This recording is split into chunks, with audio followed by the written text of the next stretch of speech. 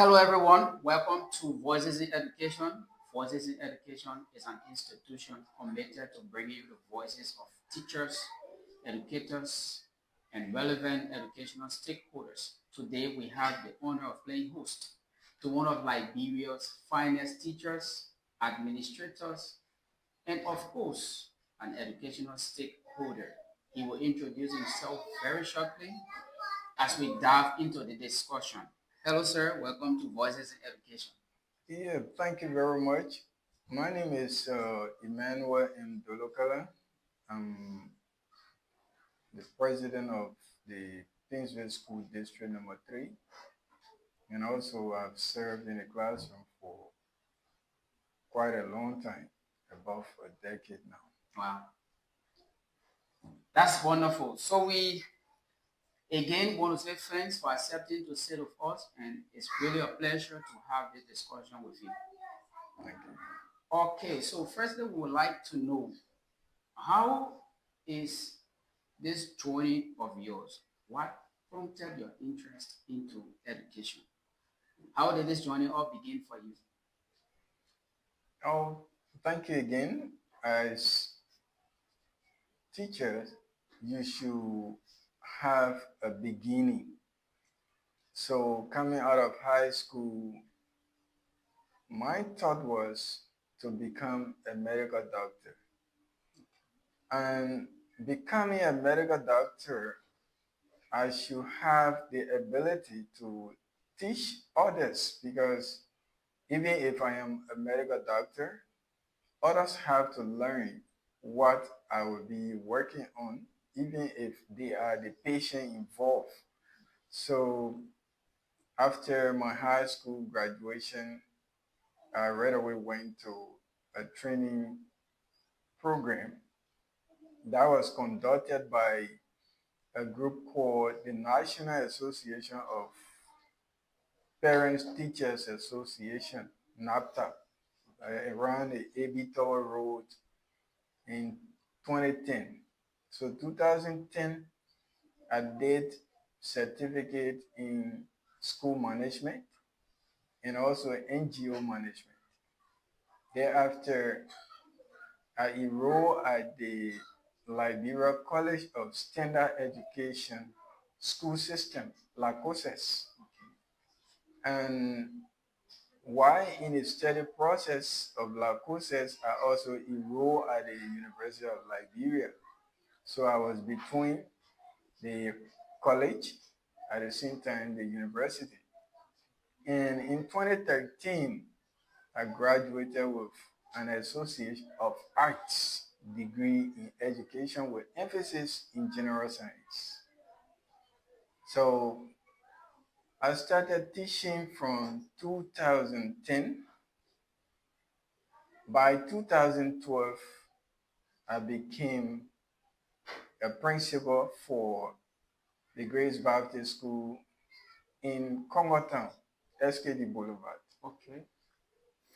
For that time, I was also working with the Independent Baptist School Secretariat,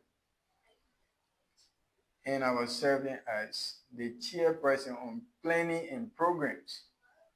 We hosted a lot of schools within our particular community that particular year.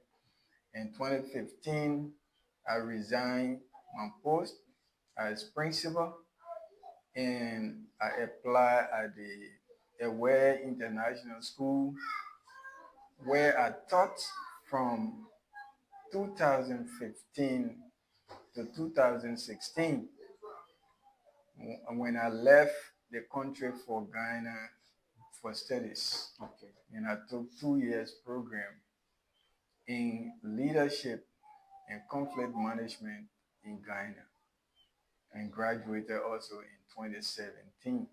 Wow. Thereafter, I returned to Liberia and went back to let's say to the Away International School, Okay. serving in administration there. I also taught general science, let's say science, Okay. because the sciences are classified there. Sure. Biology, specifically, So I taught for a few months, and a representative invited me to work in his office. Okay. So I took the job in 2018 up to 2023. At the same time, I was doing my teaching while working at the Capitol building. And I was serving as executive secretary. So teaching had just been a part of me. And as I leave the academic classroom, when I go to the church, I also serve in a teaching role. So I, I, I can be so happy when I teach. A day that passes without teaching, it is a day of sorrow. Wow. So just from the educational background, you've got to know that we've got too many things to learn from him as teachers, as educators, as aspiring teachers as well. So let's kick off, all right? You have been in the classroom from 2010 all the way to 2026. That's little over 15, 16 years.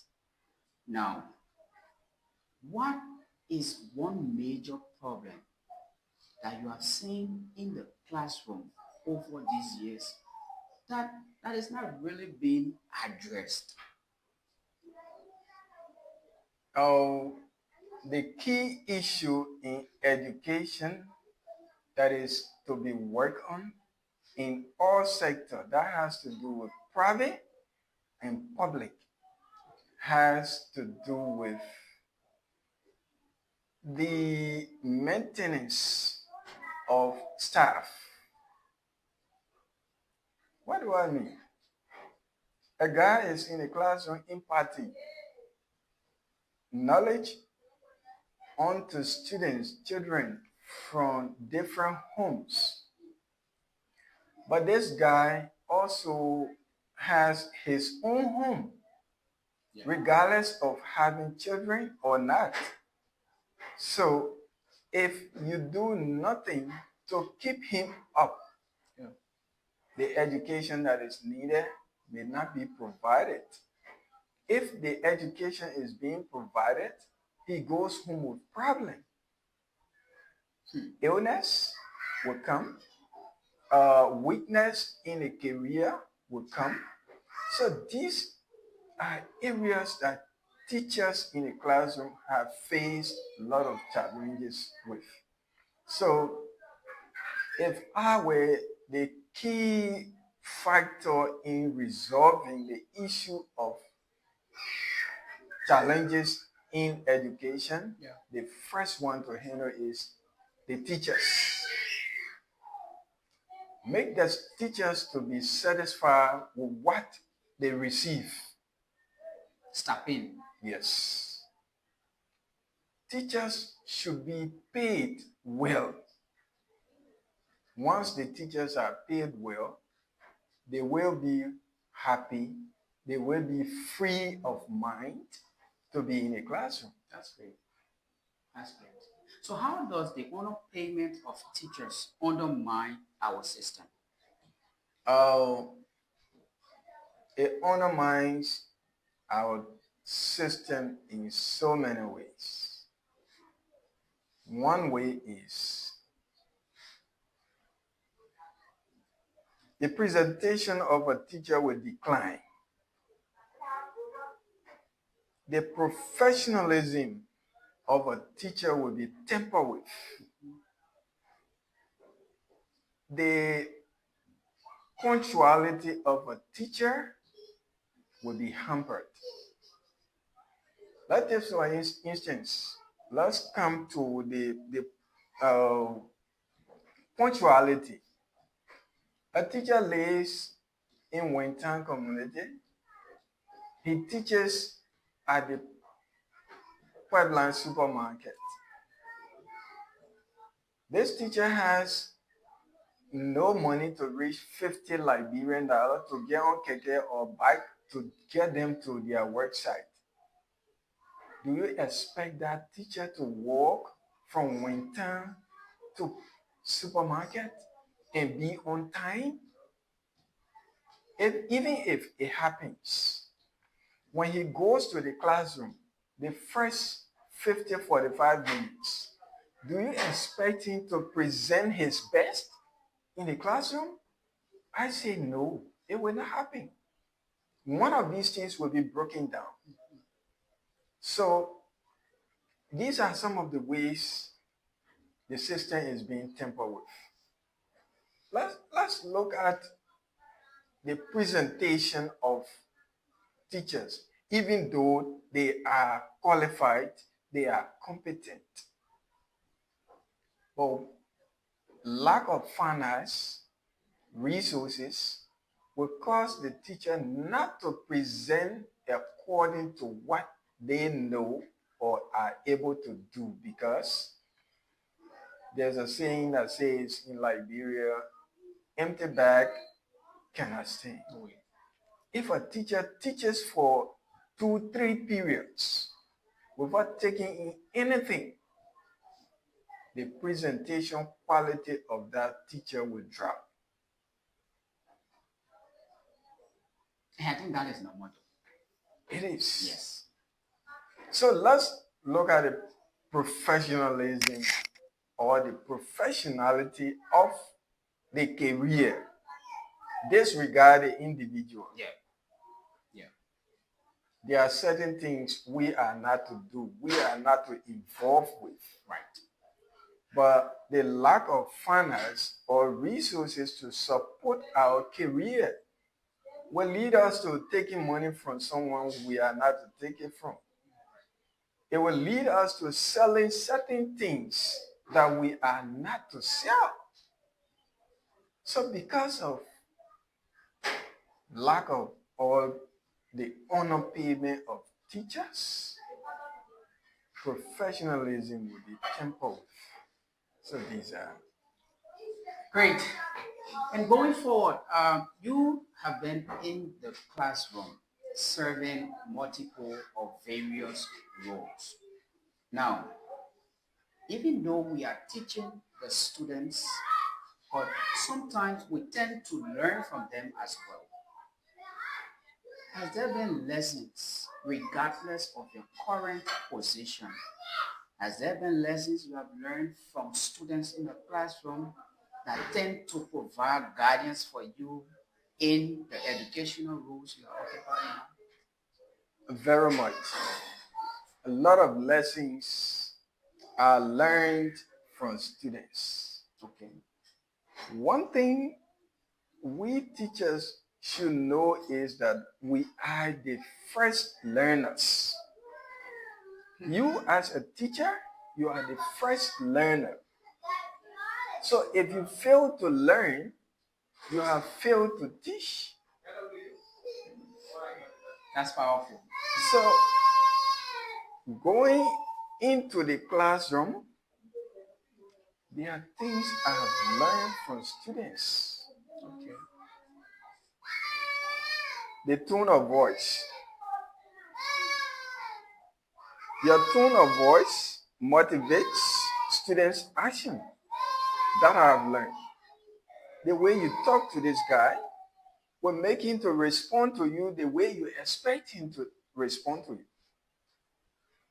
So over time, I have understood very well that if I am to talk to this guy to take these slippers that he does not want to take, my way of talking to him will lead him to peaceably take that slipper even though he did not want to do.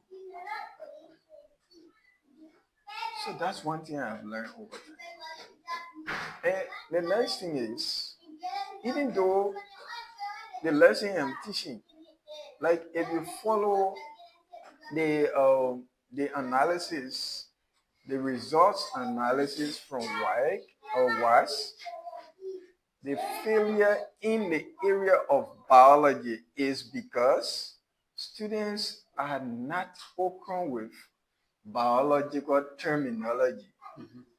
Yeah. The next thing is failure or lack of knowledge on diagrams. So I want for a person to draw or diagram and label a structure. The way I present this material to them, it makes them to have interest in my lesson. So one thing I've learned is that myself should create interest in that diagram, even though I may not know it in totality, but if I draw my attention to it and start to practice, the students will do after me. So we should be the first point of interest in anything that we want for students to do. That should be learned by all teachers, regardless of your area of lesson or your subject. So these are few things I've learned from students over time. And that takes me back to where you said teachers are first learners, because you have to spark up your own interest in your lesson first before bringing out the students. You can give what you don't have. Oh.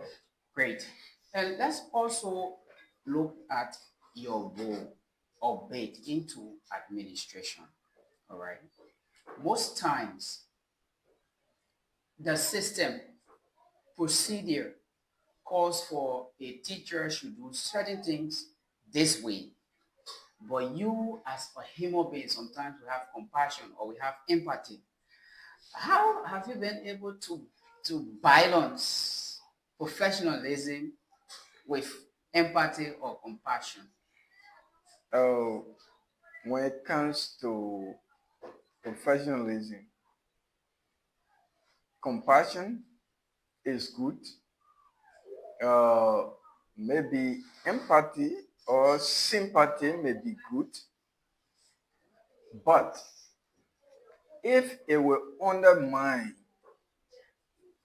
the professionalism, you have to disregard who is involved and take the action that is required to prevent the undermining of professionalism. One teacher's uh, lack of professional ethics can undermine a whole institution. Let us see some of the cases that came out from other institutions, like a child was being beaten and it led them to hospital. It was just one person dealing with that student, but it became the entire institution responsibility because they sat and watched the one person act. So in an institution where maybe this staff was very hungry and then it saw the students' food and they took some and ate. But then the child was not satisfied. If you, administrator, will not take that case for yourself and intervene in a manner that the information will not escalate, is your institution need our go. Even though this guy or this person need will be attached, but because of the professionality of the area, you have to handle it in a way that it will be resolved right there. So what you should do first, if I am the one involved, first I look for that type of food to get for that person. But one thing I don't encourage from 2012 when I was serving as principal, some of my colleagues here I was how you call it, way back me. And I am always way back me because we are dealing with students. These students are young girls. Some of them are very attractive, but you teacher under no condition. You should follow them. So there was a case, one of my staff was involved When the information reached me that, oh, this student have been approached by a teacher, I went into it quickly. Say, you don't do this. This is bad for your career and for the institution. So professionalism should be a key focus of all administrators and educational stakeholders because it's what upholding the sector. So no sympathy, no empathy, no relative, no brother, no sister. That's a tough one because most times conflict of interest often tend to influence certain professional decisions. Yes, in all sectors it happens. Right. But because of education, we are saying no to that. If your sister or your brother is to be assigned in this area, they should have that professional quality before you put them there. Great. And everyone should be treated regardless of your connection to quote unquote big hands. Yes. And now let's talk about this. You have been in the classroom. Though teachers may have their own shortcomings, may have their own challenges, but there are things that teachers can go through. There are things that teachers are experiencing, but they are not being talked about much. Over the years, what are things you think teachers have been confronted with? We talk about the low income years, but what are other things that teachers face every now and then? And these things, they are not really being talked about. Oh, we may consider that the well-being of teachers is a key concern. But in our various institutions across the country, I am not considering certain institution and leaving another institution, but all teachers are thought of to just be implemented. But when it comes to career development, no one cares. Some schools will say, we will send you. I usually told my staff that the qualification you have today is only for today. But tomorrow, when we get someone else that is qualified more than you, we will take you from there and put them there. So as they go to another institution, if that thought is not there to develop themselves, nobody cares. The only persons we are looking for is the one that is qualified. So the career development of teachers is not cared about. Okay, that's one thing we have noticed. The next thing is I will include well-being because they start paying or salaries or whatsoever pay that is going to teacher will not be able to handle other areas. Let's see the medical area. If let's say public sector is holding, the government is holding to high extent these areas to provide for teachers who are working in those public institutions, there will be policy implementation for private schools to do it. Sure. But because the government is not doing it to the fullest, they care less about private schools. So you notice that even a guy who is working in the public school, when they fall sick, they go for medical slip or insurance, which they are taking money from them for. They limit them to certain amount. So if you limit me to $50 or $40, Yes, treatment. So when I go there and my bill goes to $100, where do I take the $50 from? So because government is not able to provide this, there's no implementation for private school to do it. So you noted that all of our private schools, or very few of them, will provide medical benefits for their staff. So these are things that I think should be worked And you also on, think and that, they are not usually spoken of. yeah, things like this, you also think these are some of the reasons why certain governmental policies are not really held to the highest in private schools. Of course, yes. Government policies are not in, let's say, being practiced in private schools. Many of them, Yeah. because the government has no oversight on them, because they do not want to hold the public, does a private school to high esteem of implementation, because if they do so, it will reflect on their own institutions. That's a big one, and maybe we might talk about that just as a whole another time. So let's look at your journey, right? When you were transitioning from being a teacher to administrator, it did not just come easy, though the process may have been easy because by then you have paid your dues morally, you have worked, you have been committed, so people saw the need. But you, as a professional person by then, what was the hardest part in being elevated from just a teacher to occupying administrative post?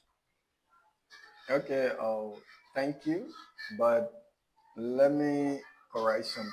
Okay. I am a teacher. Yes. Currently, I teach biology in a senior section. I serve as a volunteer on MCSS, and now I'm teaching biology under MOE. Great. At the same time, in my own institution, I do same. Okay. So, as I said, teaching is a part of it. When it comes to your question as to how was the process transitioning from one level to another, Right. I work with a church school. Maybe you may have heard the name Maid Baptist. The Maid Baptist churches are those churches where they say they don't beat drum. There are certain things we don't do, okay, that the other churches can do. So coming from high school, I have done some work in the church and I have been observed over time. So from high school, right away, I went to serve as registrar.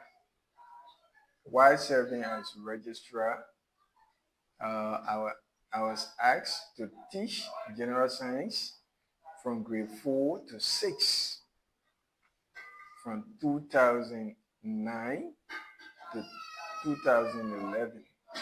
2011, I taught general science from 4th grade to 9th grade up to 2012, 2013.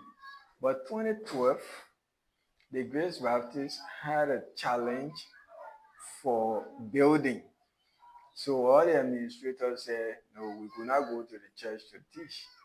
So they left. And at that time, I was left with 2 semesters to complete my associate degree program. So the church recommended that the vacancy be posted, and I applied. And other people from out applied. So we went, and there were real educators in the church at that time. Some of them are still there. So you will come and present your area of specialty. You will present the role you want to occupy, what you know about it, you will present. And there was one thing I really admire. One of the interviewers said should be done. If you want to be a principal, make a budget. So I was forced at that time to prepare a budget. So that was the challenge because I did little accounting in high school, but then coming to this point, it was different. But God gave me the skill in how the form I was considered.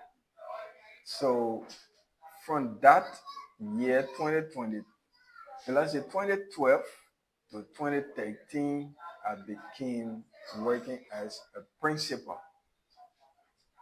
And afterward, I also served in a capacity as a vice principal for instruction in other schools.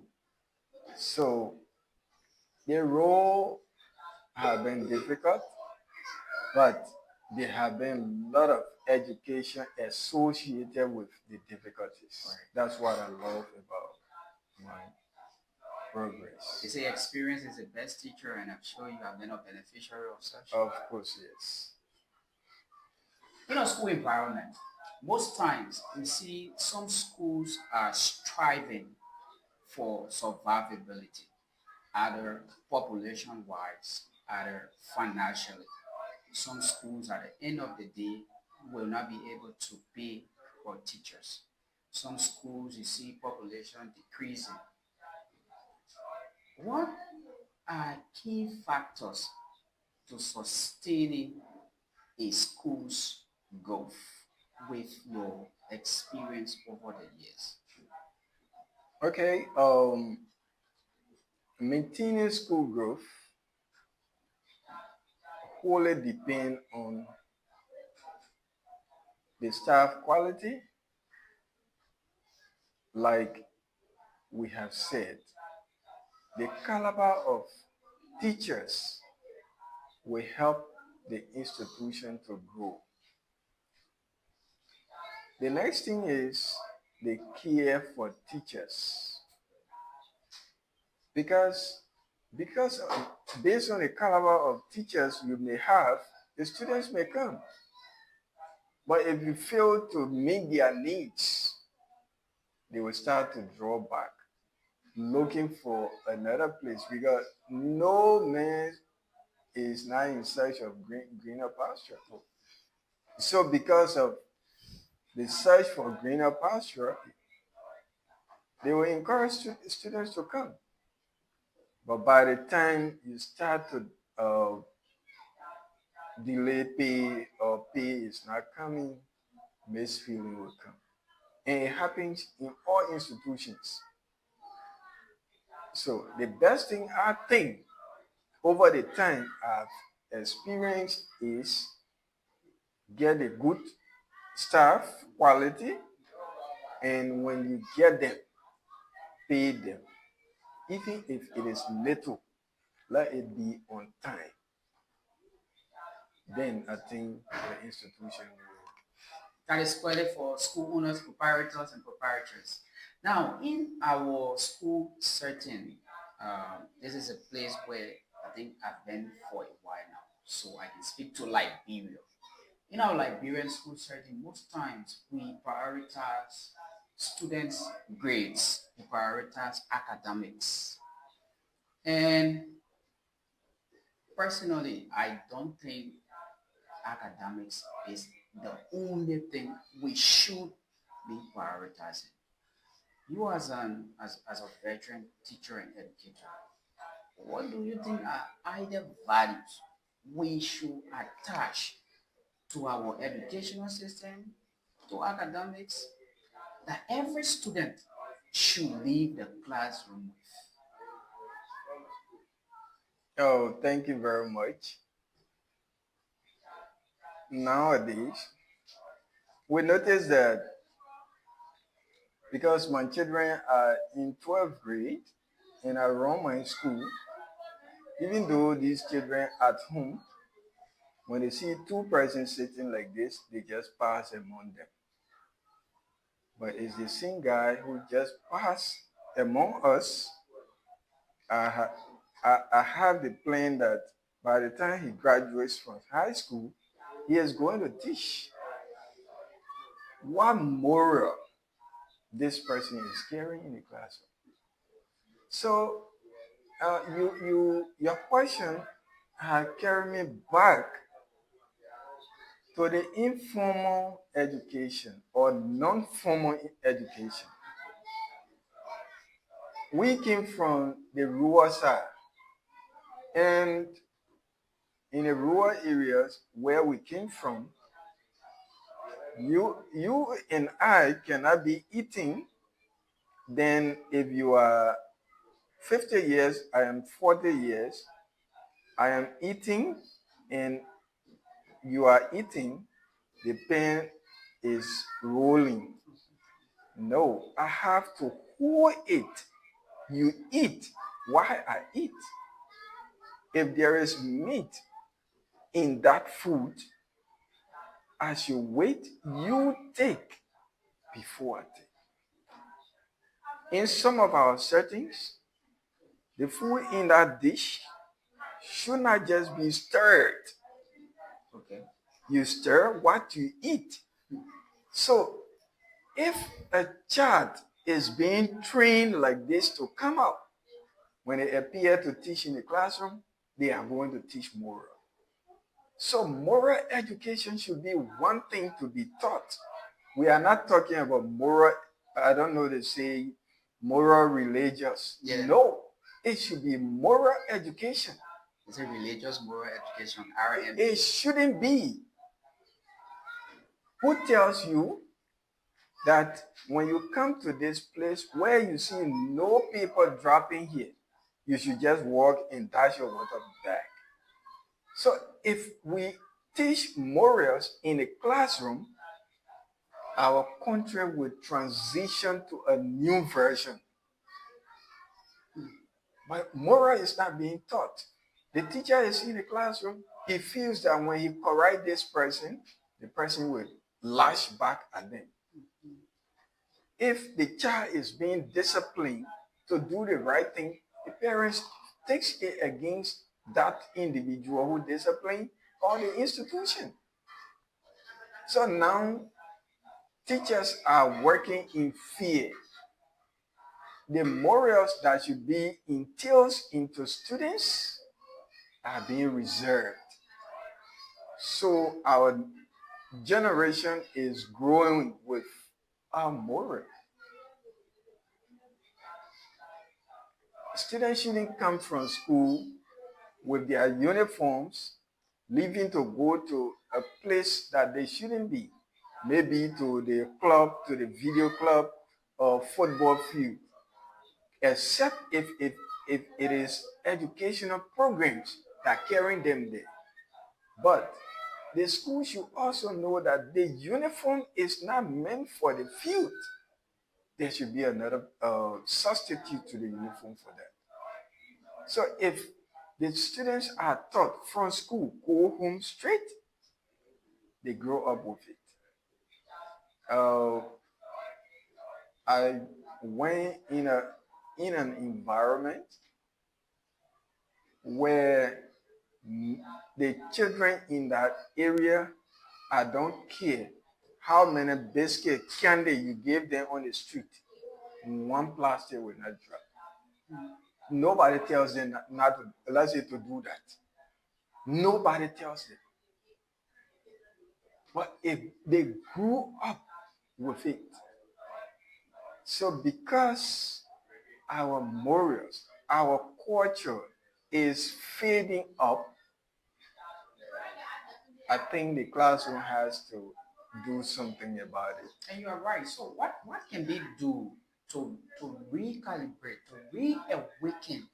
Because like you have said, in some communities, rural communities, back then when your upbringing, these things were instilled, these things were taught at home. But nowadays, maybe. So what can be done to really get these things working again? I don't want to be going to government. Okay. Yes, but the government has more to do. Take the fear from the classroom because the issue of human rights have made teachers to live with fear that if I talk to this student, they have the right to talk to me back. And no teachers want to be made shame.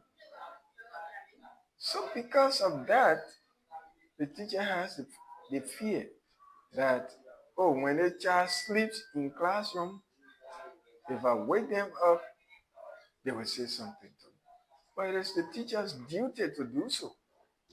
It is the teacher's duty to do all of the corrections that have not been found in the student, even a lesson being taught. Because the student lacked that particular lesson, that's why the teacher teaches it. Right. So I think the fear of human right, child right, it has to be reintroduced in another form that in the midst of human right, child right, the teachers will still do all of their necessary corrections and the country transform. Uh, there was a case, I was teaching on a camera and a guy came to teach. So I left. But this person, there are certain things that everyone will not learn at the same time. No. So while having conversation with a student, another person interfered and just shouted at the teacher, why? You should be correcting like that. Is it your business? So it aggravated the teacher. And he too reacted, responded in harsh words. The whole class turned noisy. And students even fought in the class. Wow. So they did not have any thought of the camera that was watching them. So let's assume that there was security. But the security had been disregarded because of their own upbringing. They did not come up with the moral that certain people, certain things should not be said to them. So it happened that way. So the issue of human rights is being negatively introduced to us. Human right is good. Every human has right, but the interpretation of the human right in Liberia is in different form. And it's breaking down our future generation. Okay, that is wonderful. All right, it just leaves me with multiple questions because across our system, we see these things. I was watching a documentary the other day, and a student is taking her shoes off her feet to stroke the teacher on her head. A teacher who is teaching it. The other day, the child is retaliating. The teacher wants to discipline him, and the child is saying no. And while you were speaking, it just took my mind back to parents. Some parents can usually say, my child cannot take this discipline. How do you go about handling parents like that? Uh, Sometimes I call the student themselves. Okay. This is what you are being involved with. And this is what is being said about you. And your parent is saying this cannot happen. What do you think about it? The students will express. Sometimes the same student you're talking about, in their mind, they did wrong. and they might be willing to take the punishment, but because of the involvement of parents, that parental involvement will lead to resistance by the student. There's a case that I was following just a few days ago. A boy stole somebody's tablet, uh, iPad, and when the owner came to engage him, the mother did not wait for the boy to respond. Started to say, "My son cannot steal. My son cannot steal. He did not steal anything." The lady said, "You sure?" She consistently said that. The girl went to court. The court went and arrested the child and the mother. When they went to the court, before going, the boy said, "I stole it, but I Wow. gave it to my mother." Today, as we speak, they both are in cell because the mother defended and the son admitted. So some parents will do these things. Yeah. But we as administrators, we have to pay more attention to the person who is being alleged so that we can get the true story. Okay. Sometimes you can use some techniques to convince the child that nothing will happen, but we want to know the information, the true information. Yes. Okay, so now let's talk a bit about your role at the level of being the proprietor or chief administrator. Now, people from outside usually say certain things, even though they are not in the system. But what is the biggest misconception that you have heard about running a school? Like maybe you're running a school, you've got everything to your disposal. In fact, you just get money. There is not too much challenge. You don't have to innovate. What is the biggest misconception that you've heard about running a school? Uh, Usually people say school has money. School has money. That's one common thing that is said around. But I will tell you it's not true. Wow. School is where more money is spent. You spend money, then you keep. Sometimes you even go beyond looking for money from other sources to feed the same school. The reason is the staff you should have to maintain a school, you pay them on a monthly basis. So you have 10 months to collect fees. And some parents will not pay within the 10 months. So some of them will even leave the documents with you and go to another school. These are some of the things that should be restricted. We have been fighting to work on that. So people will feel that because of your information sheet, the money you put there all will come within that one school year, which is not possible. Sometimes you will even have almost 10 to 20% of that particular amount remaining on parents until school year ends. So that is a complete misconception of school operators. School does not have money. School does not. That's very debatable anyway. It's People, debatable, yeah. of course. Somebody will very want to debate that. Yes. But anyways, we leave that. we leave that as it is. All right. And let's look at your role at the level of the district educational office. You have been leading a team of professional administrators from different entities. How does that differ from just leading your school as principal or so? Um, It is quite different from a single school. One thing is the difficulties attached to the association is not with the individual school I run.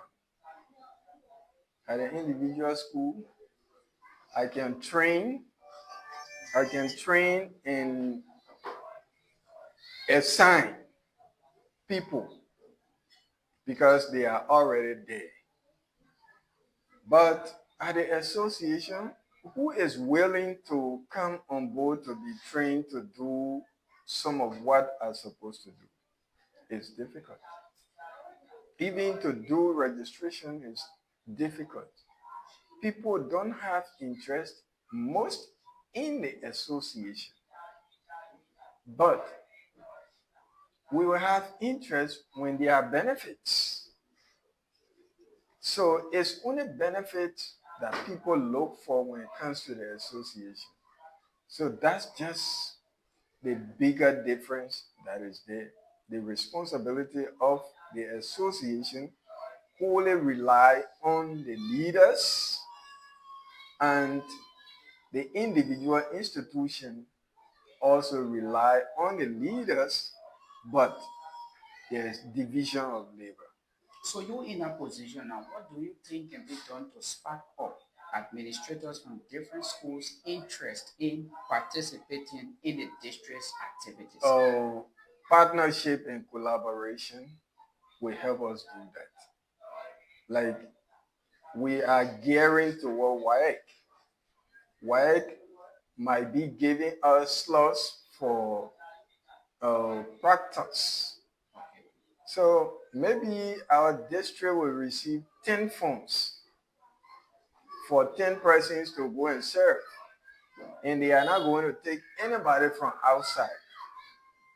So by the time the 10 forms come, you will notice that the 100 close to 40 schools within the district all will want to get that form, even though it's just 10. So to whom it should be given, we have to call for meeting. Call for meeting, that meeting will be overcrowded because somebody wants to go do work for white and get little money. So this is the only way we think we can attract school operators. Regardless of that, we do not have our own capacity to be able to do things that will attract. The next thing we try to do, but we were somehow challenged, has to do with the sports activities, inter-school competitions. So these are things I think we can do to attract school operators. I don't know when your tenure will expire at the level of the district, but before leaving office, what is one thing you want to see among schools within Educational District 3?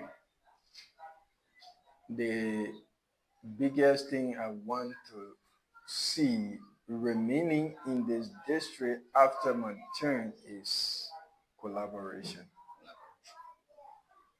If you collaborate, you can be able to hold government to perform certain tasks within the educational sector. If you hold together, you can be able to demand WAEC or WAS to improve certain things. We have seen it.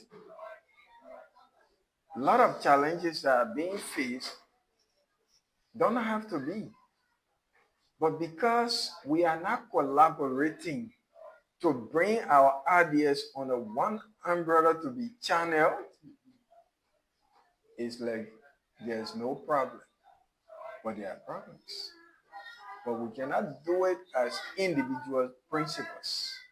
We should hold together to move forward. So collaboration matters. Mr. Dolokelen, you have had a very long journey into education. Were there times you felt like Giving up, you regretted, you felt discouraged, like you want to undo this thing, you don't want to continue anymore. Hmm. It's a difficult thing. Even in my biggest challenge, I always feel that this challenge is meant for bigger step ahead of me. So nothing can discourage me about education. Nothing. So you didn't feel bad, you didn't regret one day, you said, no, I don't think this teacher's thing. I can only regret or feel bad about working in certain capacity at a time, but not to undo education. Oh my God. Okay, so as we come to the end, this is a customary question that we usually ask you as an educator. How do you think teachers' salary should be determined? Should it be based on qualification? Should it be based on job frequency? Because some teachers will stay long on the campus from morning to evening, Mondays to Fridays. Why some are qualified but they can't pay this? How do you think teachers' salary should be determined? Oh, that's a very good question. Once I did a study in school leadership, and there was a document I read in the 1800s. There was a policy called teachers pay policy. The way I teach and the output of my students should determine my pay. So if I teach and students are not performing in my area of lesson, that will determine what I should be paid. But in our setting, what I pray for is teachers should be paid based on qualification and competence. Qualification and competence. If you lack one, your pay should be determined by that. Somebody may have the credential, but when it comes to physical or the application of the credential, they lack it. Should that person be paid according to the standard? No. And somebody may have the competence, they do not have the credential. The person who has sat down through the classes, go through the rank of academia, should the person who just come in because they have some competence be paid more than them? No. So you must have these two requirements. You should be competent and you should have the credential. So I think that Great. should be thing. So when you shall have reached, because you said you're not considering leaving the classroom, when you shall have reached that retirement age where you may not be able to push the chalk anymore, what is one legacy you hope to leave the classroom? I want to see more people in the field of biology in one of the branches. So when I go in a classroom to teach, I teach to attract the student to biology. And I gave them the branches of biology, why this side is necessary, why this side is necessary. Because biology holds the word. Biology holds the word. Biology was the word. Of course. That's a holistic one that he best can tell us what that means. However, we have to leave. We have to take leave of you shortly. We understand you've got too many engagements. Any message to people who are desirous of becoming a teacher? Yes. One thing I want to tell our people. Usually in Liberia, people say teachers are poor people or teacher cannot get rich. I want us to understand that based on the way you teach, you will be rich. Because those who you teach are the ones that control the systems. So if you will present yourself to them according to the will it should be, the system they control will work for you. Disregard what you are getting today. Focus. Consider your professionalism and your ethics in a classroom and take your lesson to high standard and present it to them because tomorrow they will be in a jeep. Some of them will come and give you car key. Some of them will send you a lucrative amount based on your presentation, how well you handle students in a classroom. Okay, so that was it, changing teachers' perception. And again, any message to educators as we take leave of you, you wanted to have said something, but it didn't come up. Um, the only thing I have for now that I think I want to tell the public in general is first to the parents, consider your students or your children as your future and act today as though you are not present with them and give the opportunity to those who teach them to correct all wrongs that tomorrow you will have the best. Human right, child right, they are all good. But if your child is going to the negative direction, the teachers can straighten that. We trust our teachers. So give them a chance. And to our teachers,